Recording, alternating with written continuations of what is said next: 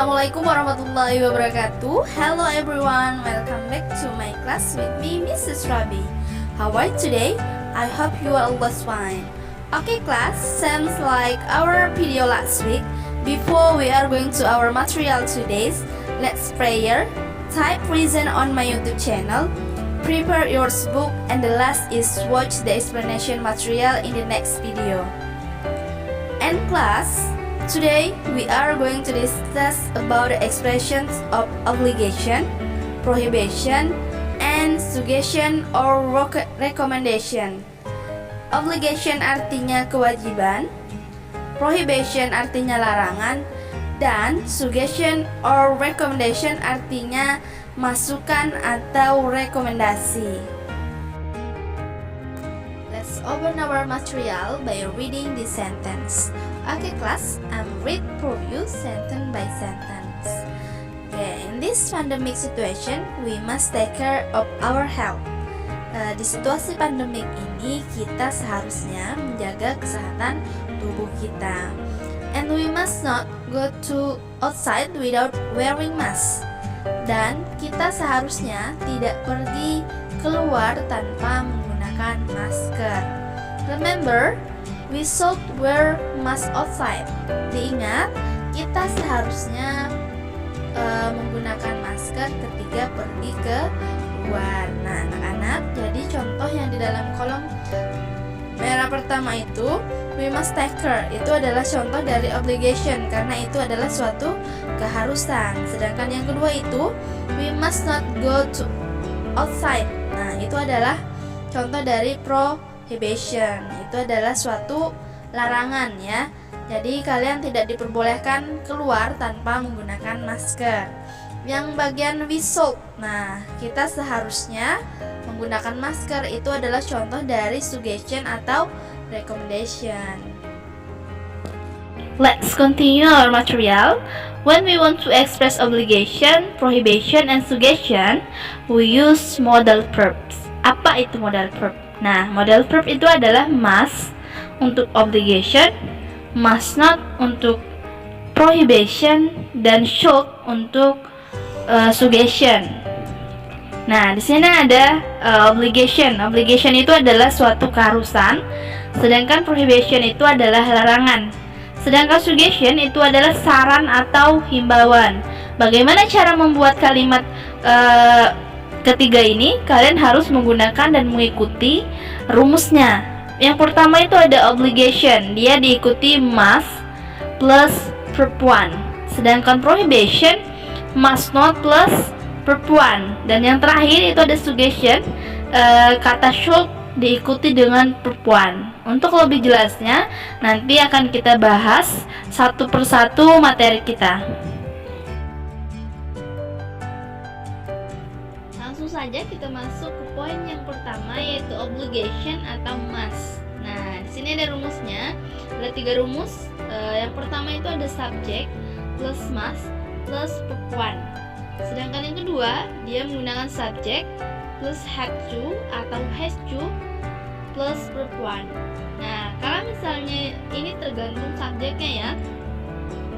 Kalau misalnya Anita berarti dia menggunakan has to. Yang ketiga, subject plus must be atau have atau has to, dia diikuti dengan kata adjective, noun, atau adverb. Nah, kalau misalnya dia sudah di belakangnya ada adjective, dia tidak menggunakan kata verb 1 lagi. Nah, langsung saja kita masuk ke contohnya. Yang pertama itu ada I must study hard. Nah, saya harus belajar lebih giat. Nah, ini I-nya itu sebagai subjek, must-nya itu sebagai obligation, dan study hard itu verb 1. Contoh yang kedua, I have to go to school. Saya harus pergi ke sekolah. Nah, dia menggunakan have to karena subjeknya itu I, have to, dan go to school itu verb 1. Yang kedua, she has go to school. Nah, dia menggunakan has di sini. Kenapa dia menggunakan has? Karena subjeknya menggunakan she.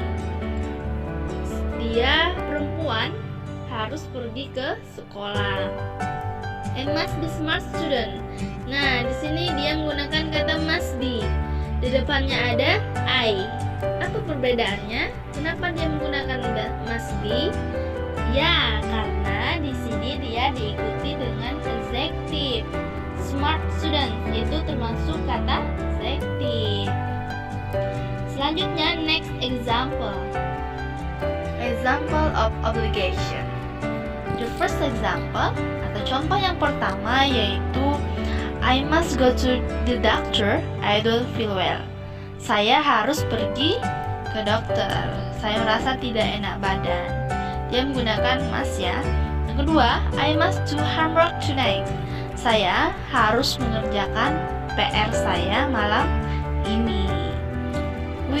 We have to be at the airport 2 hours before the flight. Kita seharusnya berada di airport 2 jam sebelum penerbangan. Dia menggunakan have to ya. Selanjutnya, students have to wear uniform at school. Students have to, dia menggunakan have to karena subjeknya students itu jamak ya. Siswa seharusnya menggunakan, semua siswa harusnya menggunakan seragam ketika berada di sekolah. Selanjutnya yang terakhir, my father has to pay to rent every month. Kenapa dia menggunakan has to? Karena di situ subjeknya my father ya. Ayah saya harus membayar uang sewa setiap minggu. Selanjutnya kita masuk ke poin yang kedua yaitu prohibition. Must not. Must not atau bisa disingkat dengan must not is used to show that something is prohibited atau not allowed. Must not is used digunakan untuk menyatakan sebuah larangan atau prohibited ya. Not allowed atau tidak diizinkan. Remember, dia di sini menggunakan kata rumusnya, dia menggunakan subject plus must plus verb 1. Example of prohibition. The first, students must not come late at school. Siswa tidak diperbolehkan datang terlambat ke sekolah. You must not use phone on a plane. Kamu tidak diperbolehkan menggunakan HP di pesawat. You are not allowed to use your phone at school. Kamu tidak diperbolehkan menggunakan HP-mu di sekolah. Di sini dia menggunakan not allowed ya. Dia kalau misalnya dia tidak menggunakan must not, kalian boleh menggunakan not allowed, tidak diizinkan. Visitors are not allowed to swim in this area. Nah, itu contoh yang terakhir, contoh dari larangan ya. Jadi ada beberapa contoh larangan yang bisa dipakai ketika menggunakan dalam berbahasa Inggris. Langsung saja kita masuk ke poin yang ketiga atau yang terakhir, itu ada suggestion or recommendation. Dia menggunakan kata should ya, karena suggestion atau recommendation ini adalah saran atau rekomendasi, masukan.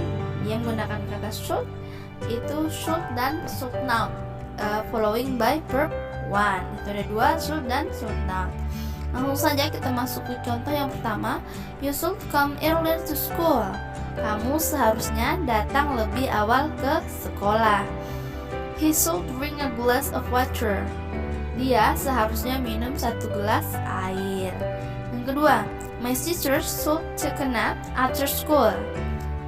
Kakak perempuan saya seharusnya tidur siang setelah pulang dari sekolah. Yang terakhir, you should not sleep in the classroom. Dia menggunakan should not ya di sini. Kamu seharusnya tidak tidur di dalam kelas. Penjelasan tentang obligation, prohibition, dan suggestion. Semoga bermanfaat untuk kita semua. Don't forget to study hard. Tetap belajar, tetap semangat di rumah. Karena minggu depan kita sudah memasuki ulangan tengah semester. Saya akhiri, wabillahi taufiq wal hidayah. Wassalamualaikum warahmatullahi wabarakatuh.